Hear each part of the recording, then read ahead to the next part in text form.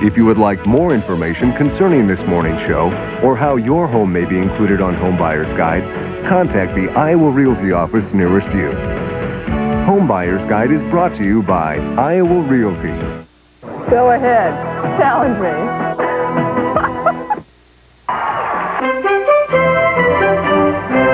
Who will win next week's preview of Super Tuesday? We'll ask the governors of 3 key primary states, Georgia's Zell Miller, South Carolina's Carroll Campbell, and Colorado's Roy Romer. And we'll talk to Senator Connie Mack of Florida about new trouble for George Bush from the right side of the Republican Party. The pace for the race picks up, an issue facing the nation.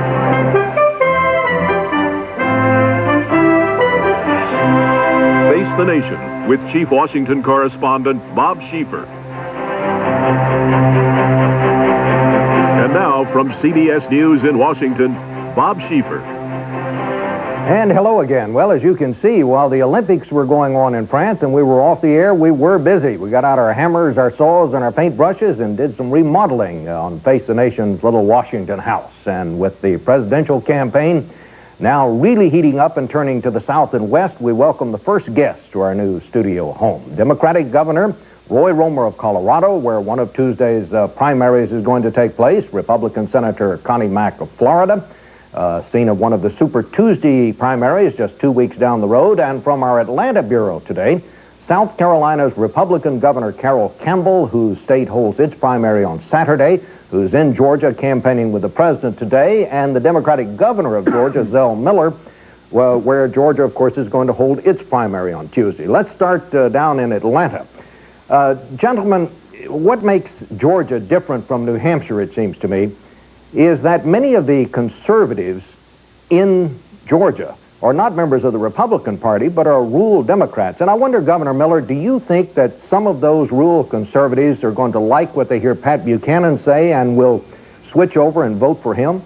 Well, I just don't buy your premise that New Hampshire and Georgia are all that different. I think that the Georgia that Pat Buchanan knows about is the Georgia that evidently he read about in Tobacco Road.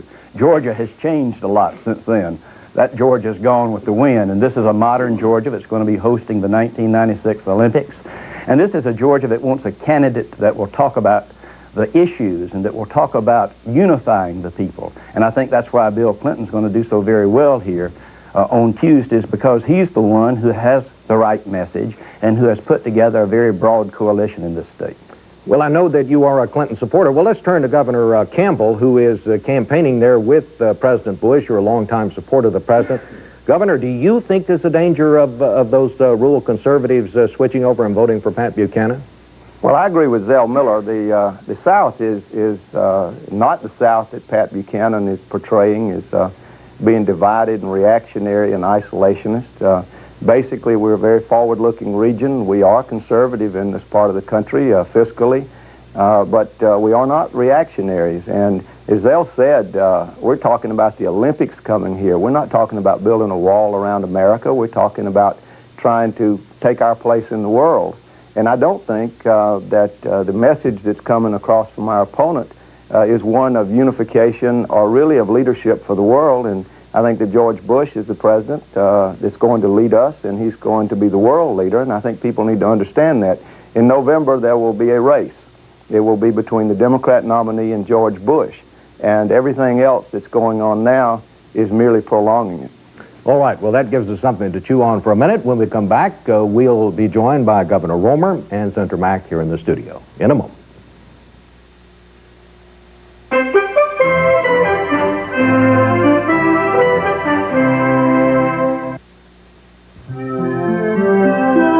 This portion of Face the Nation is sponsored by the Archer Daniels Midland Company. ADM, supermarket to the world. Hi, are you ready to order? Yes. I'll have the grilled chicken. All right. The filet, medium, please. Sounds good. I'll have the same. Medium rare. Just salad, please. Oh, vegetarian? Yes, me too. And we've got something you really ought to try. Now it's possible for restaurants to offer an array of appealing entrees to their vegetarian customers, thanks to an innovative food made from vegetable-derived protein and natural ingredients. It's low in fat, cholesterol-free, and even contains dietary fiber. And it's so versatile, it's at home in many recipes. Thank you. And the vegetarian patty. Thank you. Sure. Vegetable protein foods from the Archer Daniels Midland Company. So, do you like it? Trust me, that's a yes. ADM, supermarket to the world.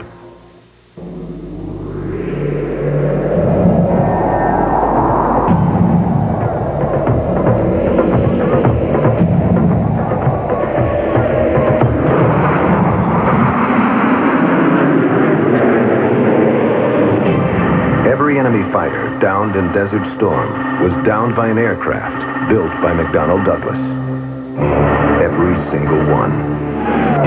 McDonnell Douglas.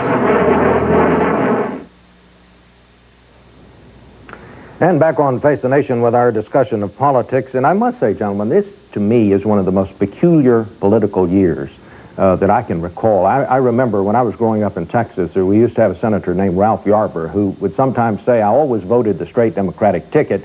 Sometimes I had to hold my nose to do it, but I always did.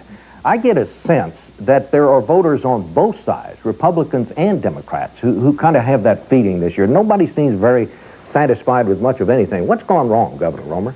Well, you know, it is a different kind of election, and I tell you what's gone wrong. People are disillusioned. They're really worried. You know, that great American dream that we all thought was going to bring our children better life than ours is very much in doubt. And I think the Buchanan phenomenon in the Republican Party is quite unusual for an incumbent president on economics. And I think in the Democratic side, people are saying we want straight talk, we want the truth, and we want answers. And they're really after shaking this establishment hard.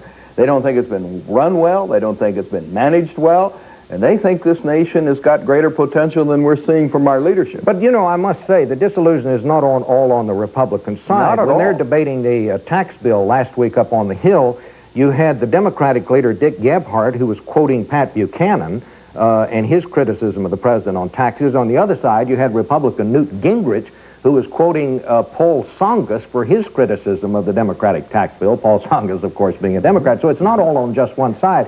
And that brings me to you, Senator Mack. You're a strong Bush supporter, a long-time supporter of the president, and yet you went to the Senate floor last week and called on the president to fire the Secretary of the Treasury. So there is indeed disillusion on your side. Well, in my state, people are hurting. They've lost jobs, businesses are shutting down, there's fear about the future, there's concern about what's going to happen with the economy.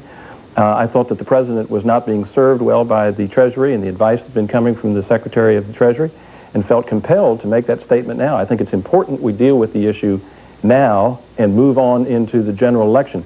As Carroll Campbell indicated, there's no question in my mind who's going to be the Republican nominee. It's going to be President Bush. The message that Pat Buchanan has been giving is a negative, mean-spirited message that I think most Republicans, including conservatives, are going to reject. Well, I'm told that the vice president called you and said you were not being helpful in the least. Is that true? That's a pretty good, close representation of what he had to say. But again, I think it is important we deal with this issue now. I don't want to deal with it in September and October.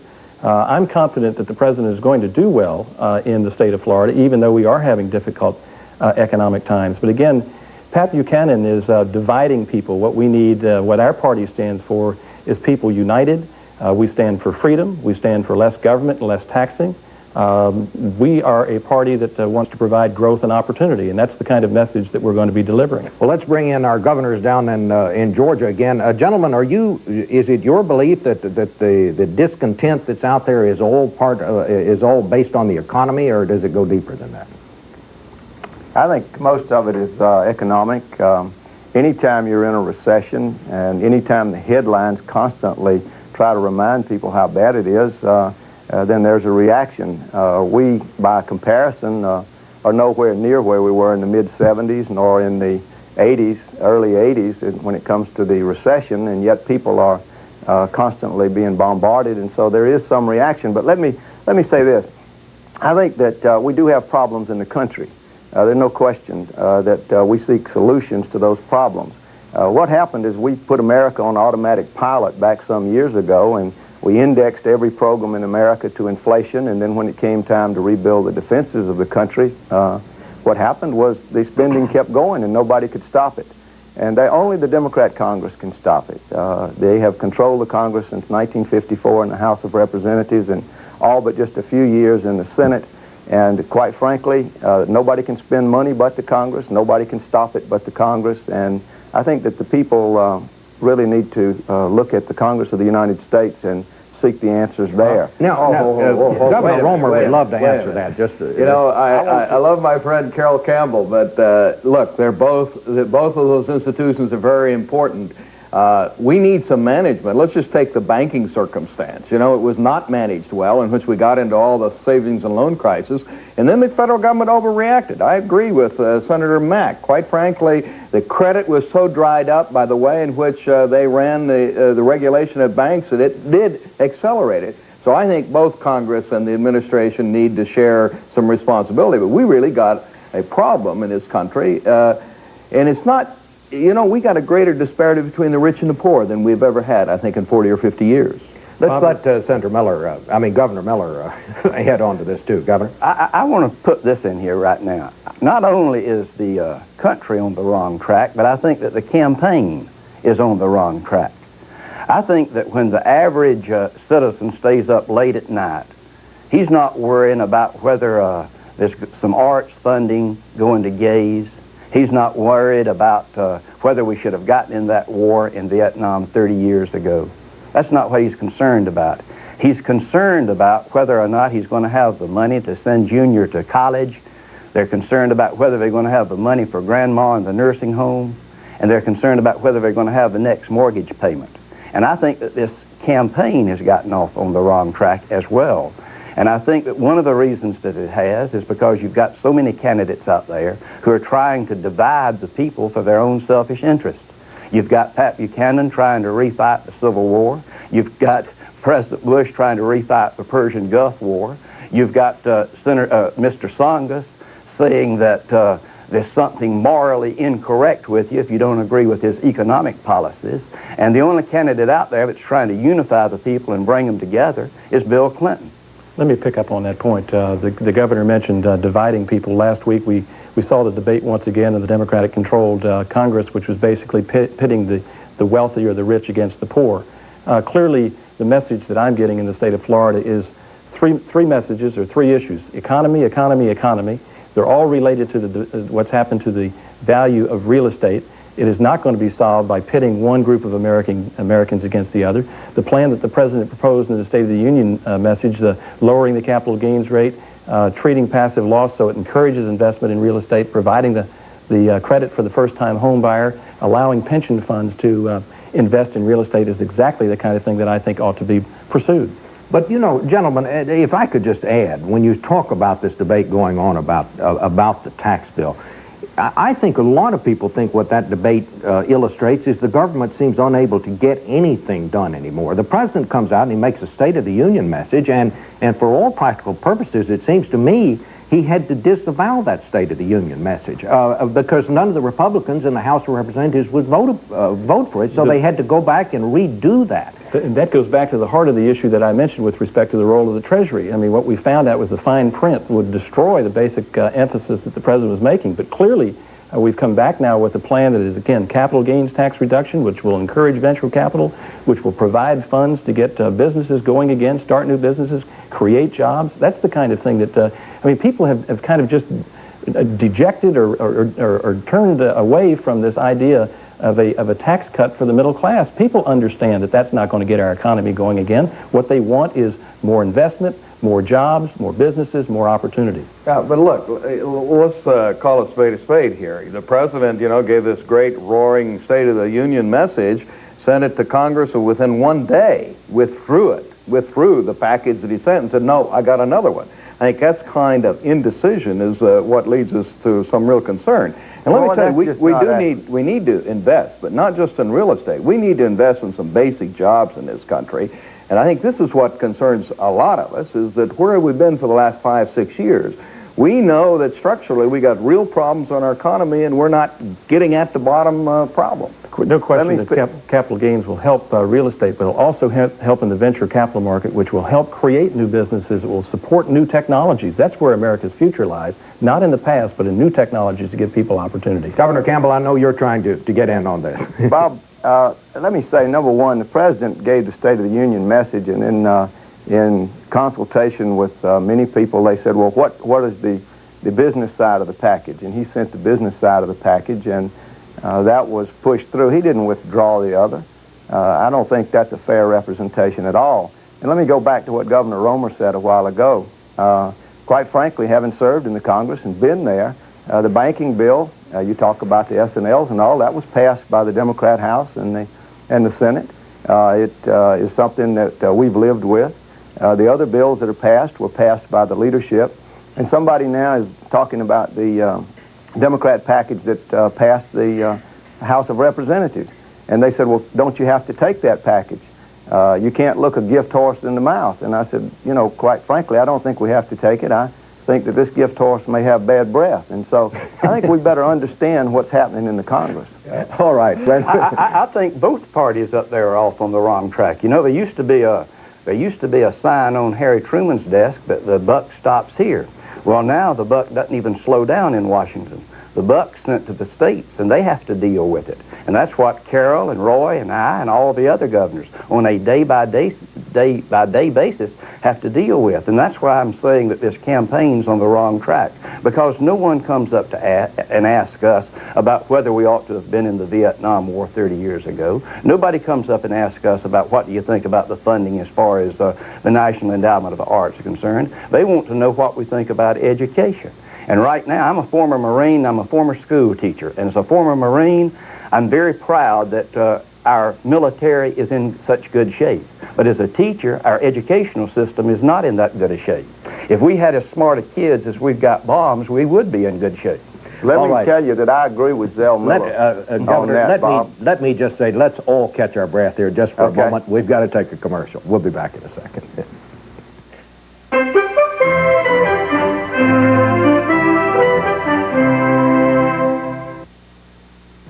Alice, found your resume on the copier.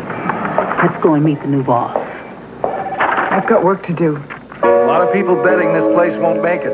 They say you've forgotten how to work together. I don't have any easy answers, but I do know this.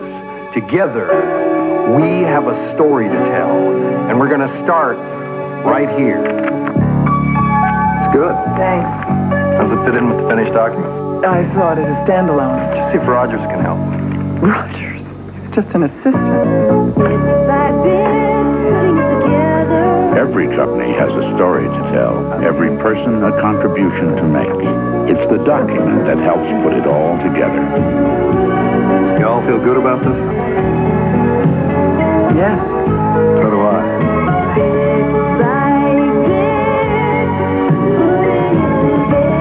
Faxing, copying, printing.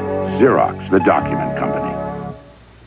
It's the company so innovative, its FA-18 excels at totally different roles, fighter and bomber. It's the company so experienced, it's taken the lead in America's space program. It's the company so efficient, its SLAM missile was in action from a standing start in 22 months, flat. That's leadership from the company America relies on. McDonnell Douglas, a company of leaders. Were you an Olympic eater? Look at that couple's style. Those moves are perfectly synchronized. Don't miss Fat Madness, the truth about dieting, all this week on CBS This Morning. I want to go back to Atlanta, and I want to ask Governor Campbell, because you are a very strong supporter of George Bush. Governor, why is it that the White House has put out the word not to mention Pat Buchanan by name? It seems to me that the right wing of the Republican Party has never been very nice to George Bush. He's never gotten very much out of it. And yet there still seems, even though some of his surrogates are speaking out against Mr. Buchanan, there still seems to be, let's don't really take the gloves off all the way. Why is that? Well, I don't think the president needs to take the gloves off all the way with Pat Buchanan, and let me say his name. He has a perfect right to run for the presidency of the United States, and he has a perfect right to be defeated in the process. What we're trying to do is to point out that he has come out negative on everything. I don't know what he stands for. I see no agenda. I see nothing looking to the future for this nation of ours. Zell Miller said it a while ago. We had a bipartisan effort with the governors in 1989 and the President of the United States, and we set education goals. And Roy Romer and I just co-chaired a big education panel, and we're trying to move this country forward, and I don't see him trying to do anything in that respect, and I think that's the difference and something that we can point out. And I guess I would like to ask you, Governor Miller, about an attack that was made on your man this week, Bill Clinton, when Mr. Kerry suggested that he could not be elected, and he suggested in so many words that he was sort of a draft dodger. That's too strong a term, but that he had problems with evading the draft. Do you think that overall helped the Democratic effort? No, it didn't help the Democratic effort, and I was very disappointed that Senator Kerry raised it, particularly since he said when he was up in New Hampshire that he would not raise it. He told the New York Times he would not raise it. But then he came south, and evidently thinking this southern stereotype that others think that don't know us that well, thought that he could divide us by raising that as an issue. It's not an issue. The issue is whether we're going to have jobs for our people, whether we're going to educate our kids. I've got a GM plant here in Atlanta, Georgia. It escaped that first round of closings. And we're just scared to death that it's going to be in the next round, and we're holding our breath. We've got agricultural products here in this state that we want to sell. These are the things that concern us, not something that happened 30 years ago. Governor, go ahead, Governor. Well, you know, I think that we ought to get this campaign focused upon the investment this country needs to make. You know, we really need to save more, we need to invest more, and we ought to be having a debate on how we invest, both short-term and long-term. You know, I think that what you're going to see coming out of the Democratic primary is that we're going to have to invest structurally in our capacity to produce and compete with a worldwide marketplace. And that means better trained workers, that means better infrastructure in this country, better tools of production, and better management and marketing techniques. I think those are our long-range salvation. We need to create jobs, and we're not going to get that done unless we have quality products that compete in a foreign marketplace. All right, let's just talk some straight politics here and just have some fun. Senator Mack, how is the race across the South? You've got the campaigns in Georgia and Colorado, in Maryland next week, and Super Tuesday in your state. What do you think the state of both sides is going to be after Super Tuesday? Do you think the president, will Pat Buchanan still be around? Well, let me be very clear. I think that in Florida, the president is going to do very, very well. I can't speak for the other states because I just don't know them that well, but I think that by the time that Super Tuesday is over, the president is going to have won every one of the primaries. He's going to stack up a huge number of electoral votes, or votes in the for the campaign. Mm-hmm. But I think that for the Republican Party, I think it's important that we send a message to Pat Buchanan that your message is not selling. It's the wrong message. We need a message that unites people. This is a party that stands for freedom, stands for growth, and stands for opportunity. So the president's going to come out of the election very, very strong, I believe. Governor Romer, do you think the Democratic side will have defined itself by Super Tuesday? Are you going to have a front runner after Super Tuesday? I don't think so. I think that Tsongas is going to do well in certain states. I think Clinton will take Georgia, obviously. I think Kerry has come on stronger in the last week. In Colorado, Jerry Brown has had a surge, and I don't think Jerry Brown possibly has that broad base, but I think it's very open on the Democratic side, and I think that's very healthy. Governor Miller, let me ask you, and I won't ask you what you think is going to happen because I know you're a very strong Clinton supporter. But at the end of Super Tuesday, if Bill Clinton has not surged way ahead by that time, do you think that someone else, another Democrat, will get into the race? No, I don't think any other Democrat's going to get in the race. I think one of the five that we see right now is going to end up as the party nominee, and I do think it's Clinton. I think that Paul Tsongas got a good bounce out of New Hampshire. He's going to get some votes here in Georgia. Gary Hart got a good bounce out of New Hampshire and came to Georgia and did very well. But I think that Bill Clinton is the only one who's trying to unite the party and not divide it. I think he's the one that has the broadest coalition. Okay, let me stop you right there because we have about 30 seconds. I want to give Governor Campbell a chance to talk also. Do you think that Pat Buchanan is going to be in this all the way to California?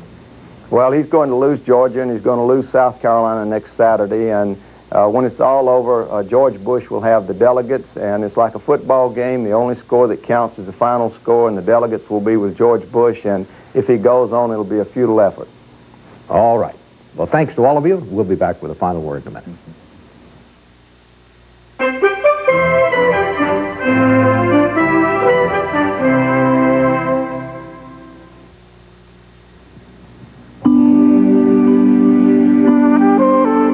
To you, this may be just a bushel of corn.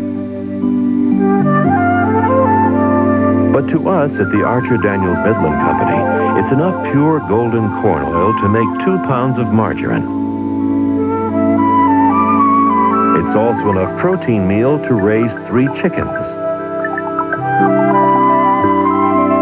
We even capture the surplus heat generated during processing and use it to accelerate the hydroponic growth of fresh vegetables. From what's left, we distill 2.5 gallons of ethanol, used to make cleaner-burning, high-octane gasoline to help improve the environment.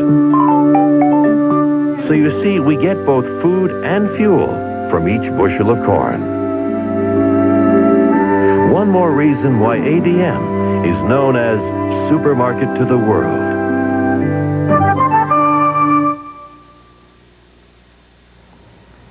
Finally, we're pleased to say that even though we were off the air while the Olympics were on, you kept in touch by mail, and as always, you did not hesitate to tell us what was on your mind. Most of it was politics. Donald Dunham of New York State reminded us that he wants to hear about issues, not Bill Clinton's personal life.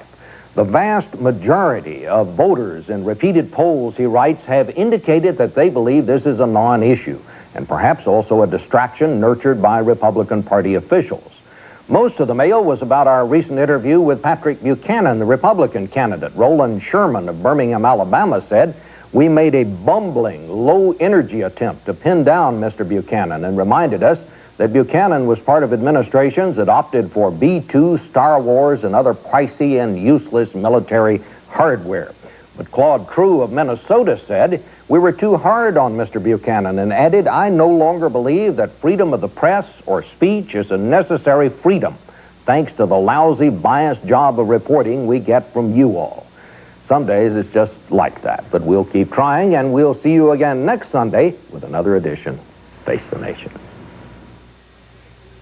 This portion of Face the Nation was sponsored by the Archer Daniels Midland Company. ADM, Supermarket to the World. If you'd like to write to Face the Nation, send your letters to Bob Scheiffer, Face the Nation, 2020 M Street Northwest, Washington, D.C., 20036.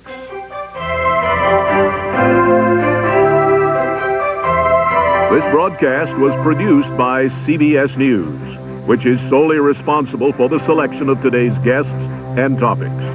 It originated in Washington, D.C.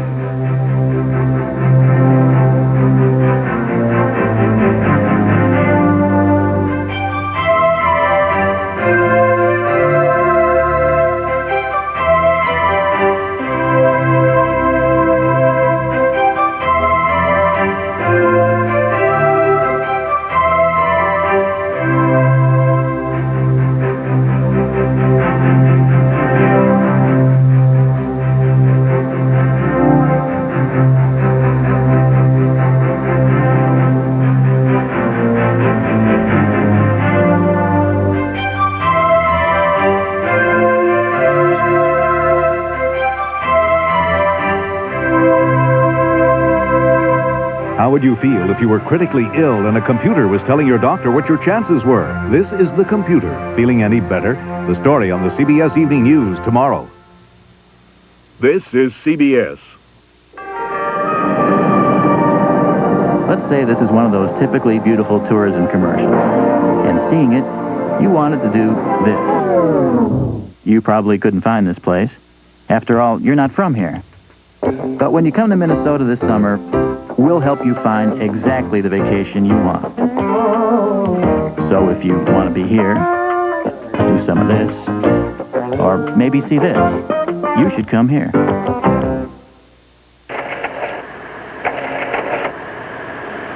Need some ideas for your vacation?